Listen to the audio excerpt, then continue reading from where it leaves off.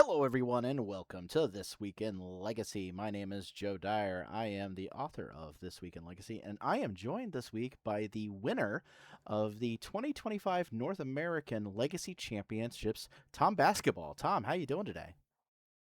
I'm doing okay. I got sick as soon as the convention was over, but I'm getting over it. Obviously, the result helps me get through it. Right, yeah, that dreaded Concrete is the worst, for sure. So, Tom, I think it's great to have you on. We're gonna talk a little bit about your journey through Magic, and also talk a little bit about this tournament, what led you to play the deck you decided to play, and a whole bunch of other stuff. So, first of all, let's talk about you. I think the highlight of the tournament was seeing all the people in chat go, "Is this guy's name Basketball?" And I think it is. That's great. Yeah, that's my real name. That's awesome. Never really liked the game of basketball. That is amazing. So, like, what about you in terms of like Magic? Like, when did you start playing Magic? Like, how long have you been playing that sort of thing? I didn't start playing Oh my God, we're so old. I didn't start playing competitively until like to the halcyon days of 2007. And I Nice. basically only played Legacy. I was never really interested in Standard. And then by the time I was interested and had enough money to follow Standard, I didn't have enough time to follow Standard, especially with how many cards they print now. So I played Yeah. Legacy for a million years, and then um, always wanted to play Vintage, and then finally found people to play Vintage with. And that's basically it for me. I play like those two formats. That's awesome. That's great to hear. So, we were talking a little bit before we started recording. You had said that you hadn't been playing Legacy for a little bit though, because you had kind of taken a break from the format. Was that just to play Vintage, or just a general, or? Yeah, so I mean, like in the last 5 years, I've played two tournaments of Legacy other than this one, and like no casual Legacy at all. Mhm. And like I hate to be the guy that's like, oh, I never play Legacy, but I did have, I played Legacy for a long time before then. So like I had the muscle memory. It's like riding a bike Right, and right. what have you. Um, and then the other thing is like, if you're going into an event that you don't know the format, you need to pick a powerful deck and you need to pick a deck that fits your play style. And I did both of those things. So I didn't feel completely out of the loop while playing, but I did have to read a lot of cards. Right, yeah. So what led you to kind of deciding to come play this year's Eternal Weekend, this year's Legacy Championships then? Um, so me and a lot of the Romancing the Stones guys have moved away from Austin where we used to all be. So like we Mhm. only get to see each other a couple times a year. Eternal Weekend is one of those times. Yeah. And so I definitely wanted to go just to see everybody, and then I wanted to play Vintage. Yeah. Uh, and I did play Vintage. I did I don't know, like 6 and 4. If I was dead very, very early on. I lost like three times in the first 4 rounds or something like that. And at that point, it was like, well, let's play Legacy tomorrow. Right. That's fair. That's fair. That's still a pretty reasonable result for Vintage, though, all things considering.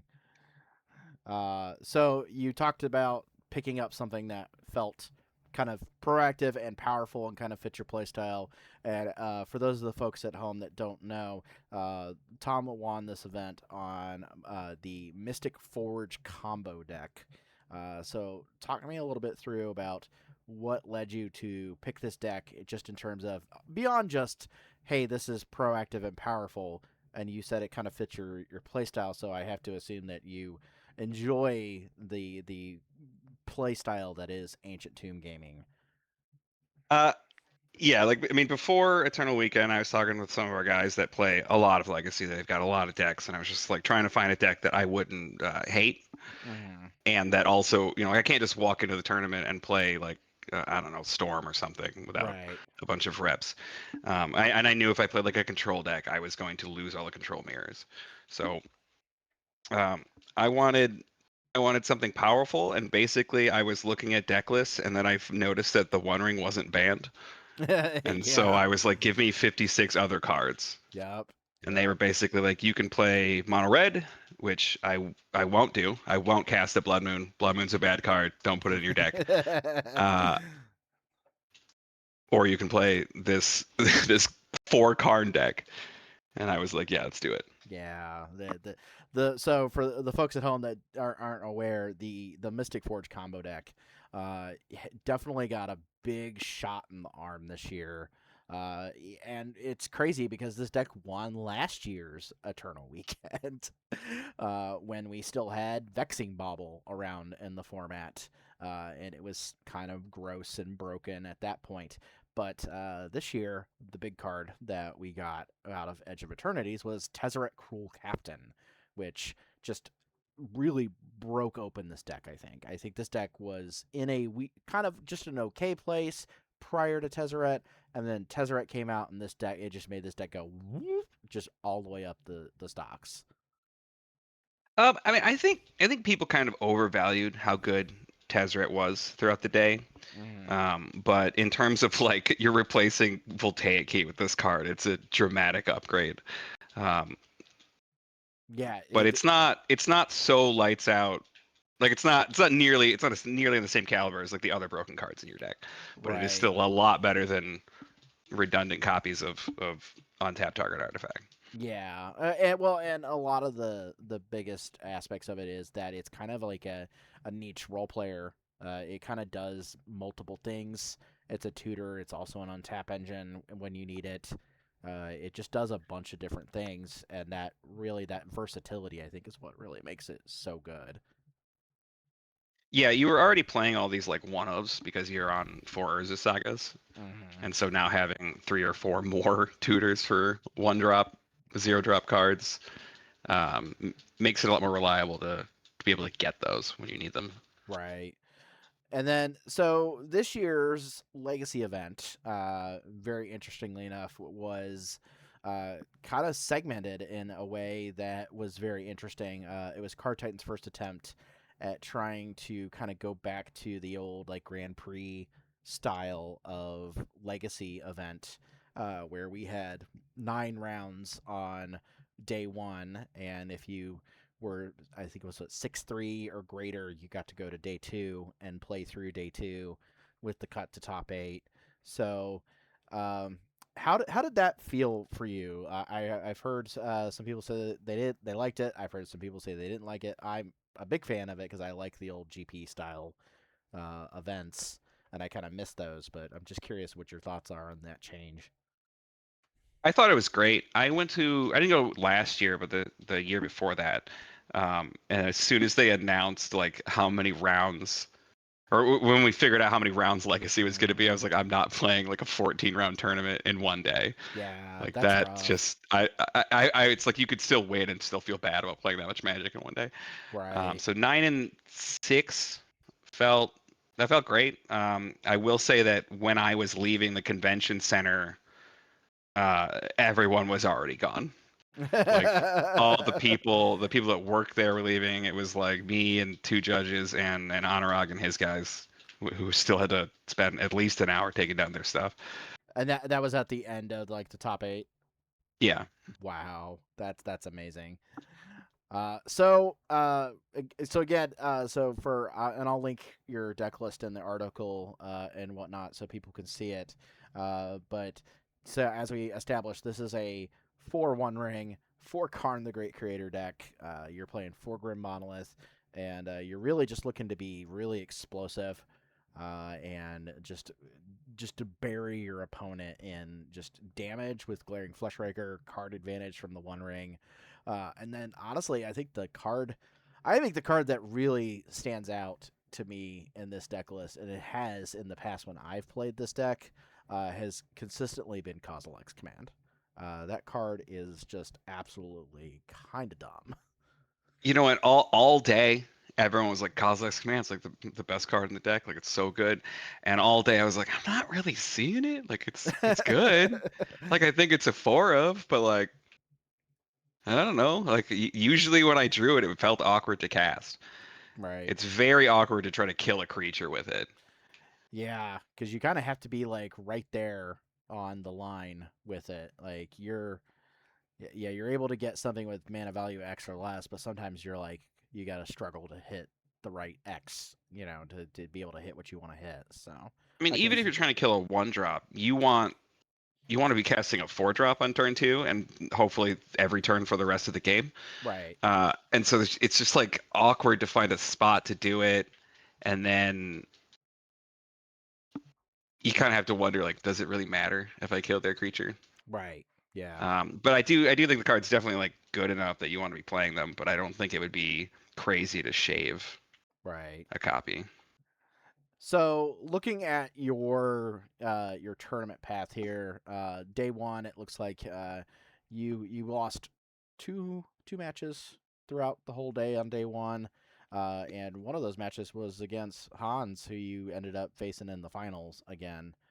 So end of day one, you're what 7-2 going into day two. Yeah, I was 7-2 going into day 2. One of our guys was 7-1-1. Wow. And then he immediately picked up some losses, and I never lost again. Yeah, yeah. Going through rounds 10 into rounds 15 at the last round, and you drew into top eight. So let's talk about top eight because those games were really interesting. Honestly, like all the games across all the top eight were really interesting.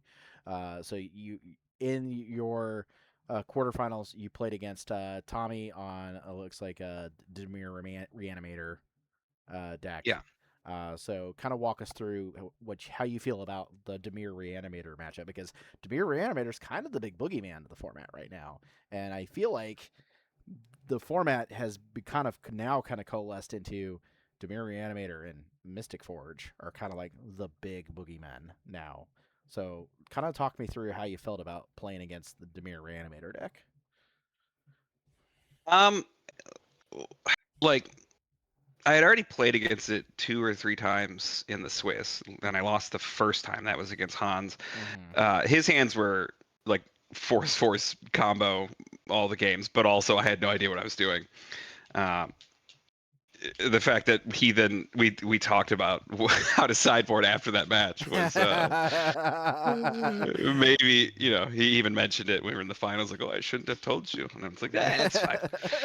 Uh, but the ley lines of the void, it's a card that I hate, and I especially hate it in a deck like this where you already kind of have to mulligan aggressively because so many of your hands are just non-functional. Right, right, Um, but the other options are uh, rocks, various artifact hate cards, and Fairy Macabre. right. The problem with Fairy Macabre is they get to decide when they're going to do it, and Yeah. they play Thoughtseize, Yep. Yep. and you're unlikely to have like another relevant card. Maybe you'll have a command, maybe that will have text, because you'll have mana open or whatever. But you Right. can't just like keep mana open all the time. Yeah. No, you kind of want to be on the proactive side of things. You want to be playing threats and you want them to have to Yeah, respond to that. Yeah. Yeah. yeah, you're For you're sure. the beatdown in every single matchup. Right. Yeah, Um, for sure.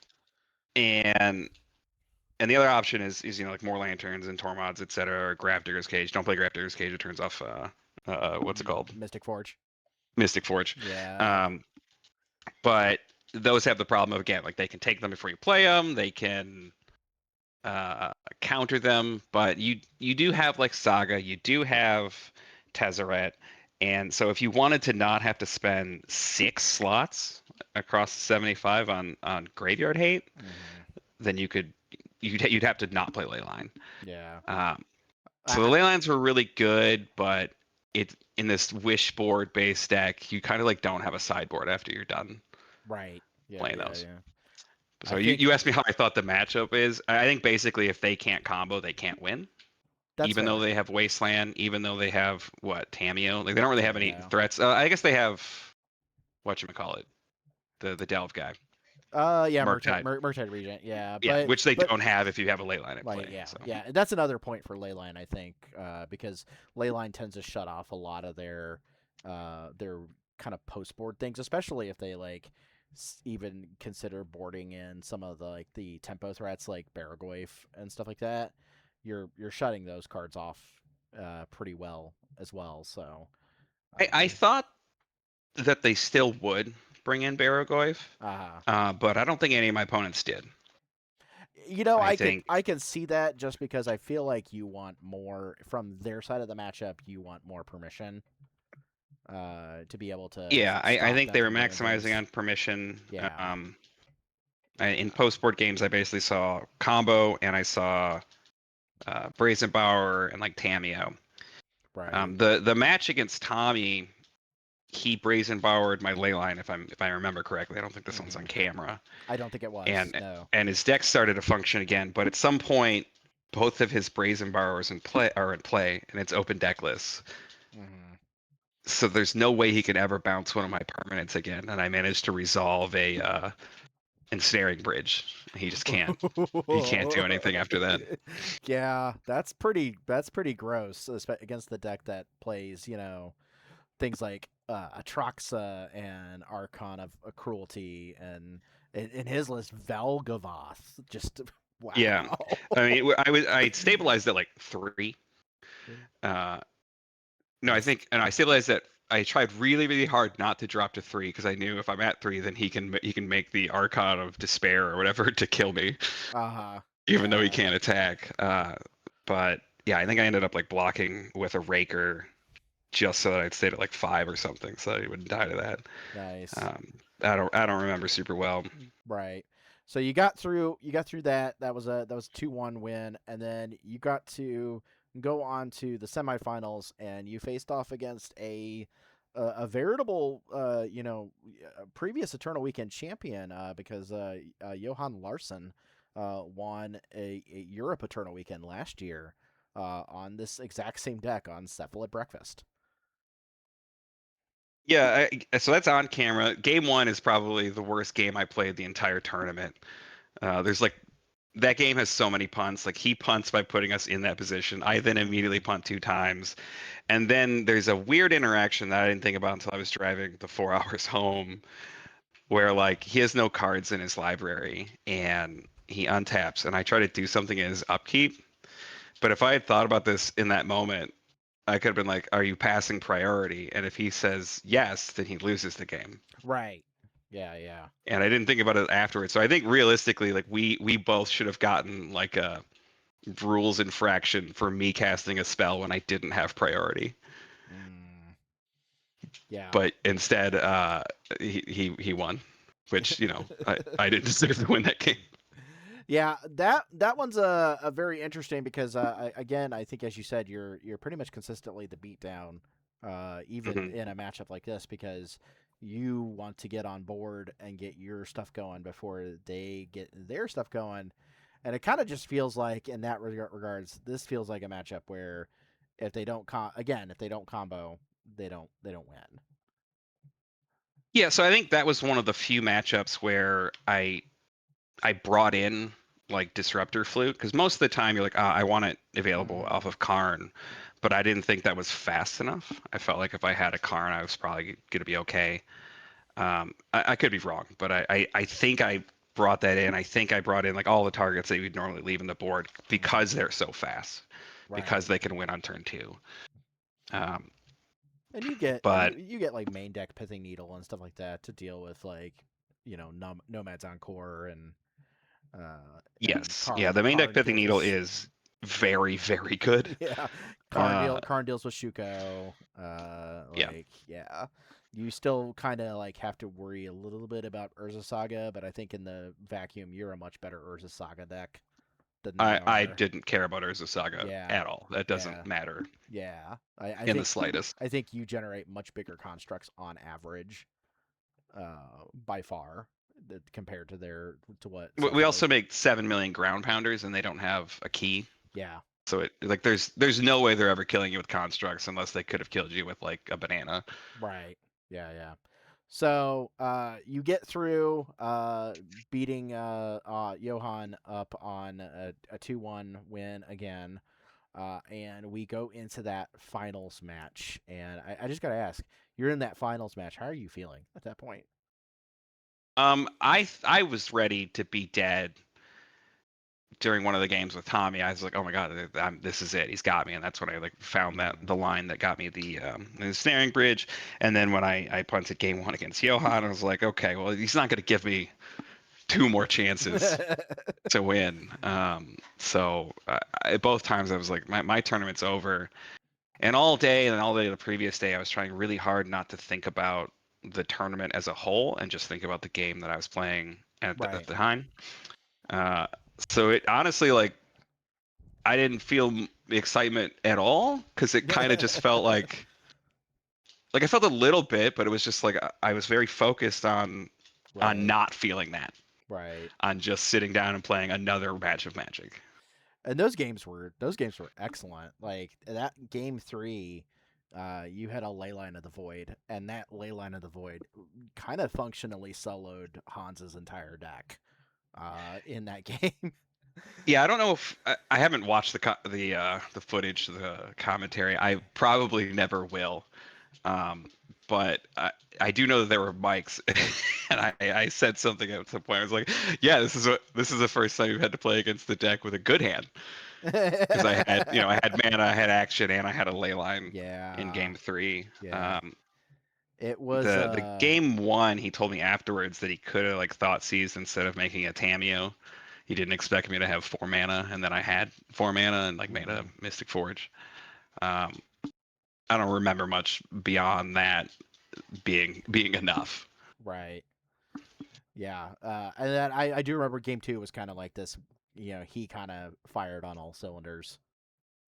Yeah, yeah, Yeah, yeah. we didn't do anything Right. And in then that yeah, game. and then yeah, game 3 was just this weird like hey, you had everything going on that was good for you and you had a ley line and that ley line kind of just functionally let you do whatever you wanted to do because Yeah, he was struggling to just have cards to do things. And a lot of times we got glimpse of his hand. It was stuff like, "Hey, there's an Atroxa in his hand. That doesn't do anything at this point." it like, once he was burning brainstorms, and by burning brainstorm I mean casting it without a shuffle. right. Uh, I was like, I'm gonna win. Like, Yeah. there's no way he's gonna win if he's doing that. Yeah. Um, So yeah, Sometimes people will make fun of you if you cast a main phase brainstorm, where it's like that's when you should be casting most of them. mm-hmm. Yeah, no, I agree. Yeah. So yeah, we get through this match. You've won the tournament, and it's just like, oh man, that's got to feel pretty good to kind of just that feeling of being like, hey, I won this event, this 944 player event. I had a big stupid grin on my face. Almost everyone I knew was gone. There was one person hanging out. right. And so like we went and got dinner. He had already eaten. I was like, let's go somewhere nearby, and that is expensive. And he didn't want to go there. I was like, I got it. We just won because they didn't want to split. Nobody wanted to split. right. So uh, that's Yeah. the tradition. I think is like someone whoever does the best at the tournament. If you're in the money, you buy dinner. That makes Um, sense. That makes sense. so like yeah, I was on cloud nine. It felt kind of unreal, and it still feels kind of unreal. Like it hits me in waves. And I'm just like, I won Eternal Weekend. Yeah. And it's awesome. I honestly super congrats to you. Like it's great to see and it's weird to see the same deck win like twice in a row, but I mean, I get it. Like it was definitely a deck that I think a lot of people had to worry about and it's along with Demir Reanimator. And so yeah. So in that vein, as you said, you didn't play a lot of Legacy before this event, but you played straight, pretty much 14, over 15 rounds of Legacy in one weekend. What do you think about Legacy right now? Like just in general. Did you already ask this? I think I had quit Legacy because I was tired of the card Ponder. I was tired of seeing it. I was definitely tired of casting it. There are a lot more decks in this format than when I stopped playing it. Mm-hmm. Like just looking at like MTG Top 8 or your metagame snapshot of choice. What are we on? Goldfish. If you're looking at Goldfish, Mm. yeah, there's a million decks. So I think that's a sign of a healthy format. I do think, Raker and Reanimator need to be taken down a peg. And I think, you can ban something from Reanimator in the unfun way where you hit like Entomb or Reanimate, Right. or ban Ponder. Ban that card. Free us from this card. That's an interesting take. That's for sure. Yeah. It sees a lot of cards. People, it's It not just does. preordained. Like it sees Yeah. 4 cards. Yeah.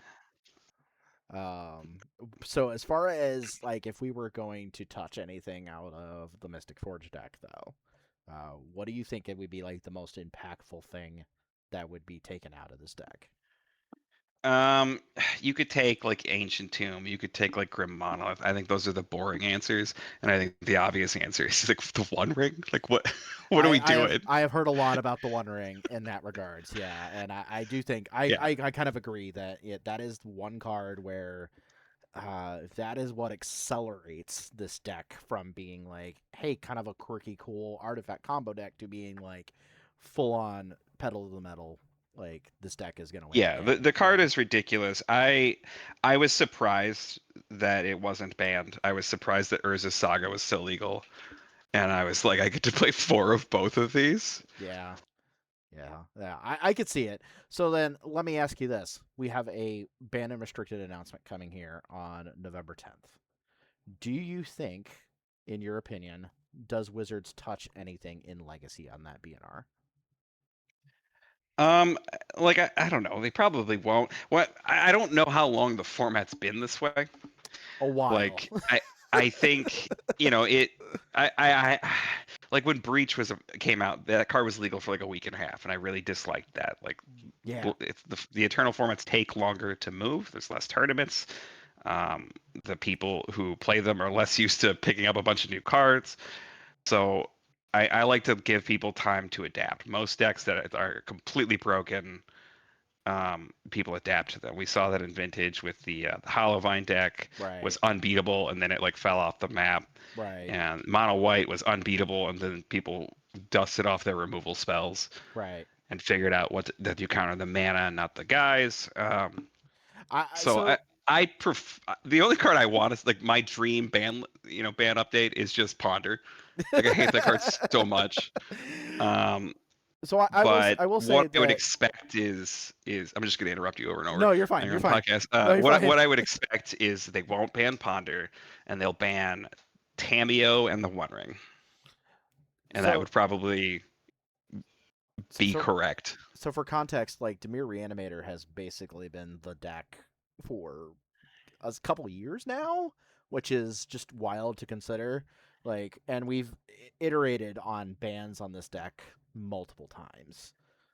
Like, they started off by banning Grief because Grief, the Grief Scaminator kind of stuff. Yeah, And the Grief ban came at the tail end of like they had just released Modern Horizons 3 and Psychic Frog was an available Magic card, and people were like, "Whoa, you ban Grief, just Grief. Psychic Frog is gonna take over this deck, and it's gonna be the best thing still." And turns out that was what happened. And so earlier this year is when they banned Psychic Frog, so that they could, get through that. And even that was not enough to stop this deck from being the best deck in the format, that they had to go and ban Troll of Cosmic Doom in March. Yeah, March. And Demir Reanimator's still been the best deck since March. So yeah, yeah. I mean, it's banning Grief and banning Troll feel very much like you know what you need to ban, and you're trying hard not to. yeah, yeah. I Like do you need to think ban, you have to ban like one of the spells. Like you have to ban Entomb, or you have to ban Reanimate, yeah.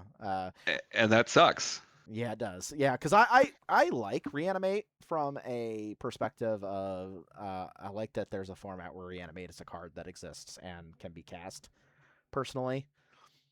Mhm. Entomb, I have come around a little bit on the idea that Entomb could just be banned, just because it's one of those things that makes it really easy for the deck to just turn that corner really quickly. Yeah. Like you Um, don't want to ban a card where it like they could still do the thing, but it just increases the variance. Like that's never mhm. fun Yeah, because they can still like I don't know, brainstorm, surveil land, but that seems sufficiently difficult It compared to does. Yeah. casting an instant for a black that Yeah, puts the card in your yeah, graveyard. for sure. My kind of thoughts on it are that they more than likely, my guess is that nothing happens on this BNR. And the only reason I believe that personally is I believe that the proximity to Eternal Weekend Europe is more than likely going to impact that decision. Yeah, they probably shouldn't do anything between the various Eternal Weekends. Yeah, I like Uh, the idea of having Eternal Weekend as kind of like that monolith of the format for the three events.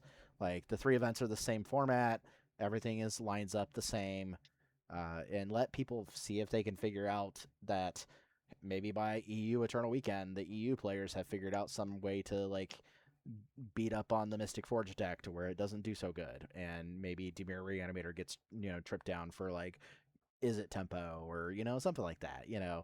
I hope I like that dynamic of how the various Eternal Weekends follow each other in terms of meta. yeah, considering them as like one event, Yeah, yeah, it makes sense to not yeah. put a BNR update in the middle of them. Right. And But originally that BNR update was like 2 days before the Eternal Weekend Europe, and they moved it up because they moved it up for standard technically. yeah, like every 6 months they changed their rules for when they do those updates. Yep. Yep. Like I remember when it was like when a new set comes out, there's an update, or like 4 times a year or something, and it was everyone knew when it was, and now it's just like, all right, with this update, we're changing when we do updates. Like, thanks. It happens quite a bit. Yeah. So yeah. So anyways, I won't keep you too much longer here, Tom. I really appreciate your time tonight and sitting down and talking with me.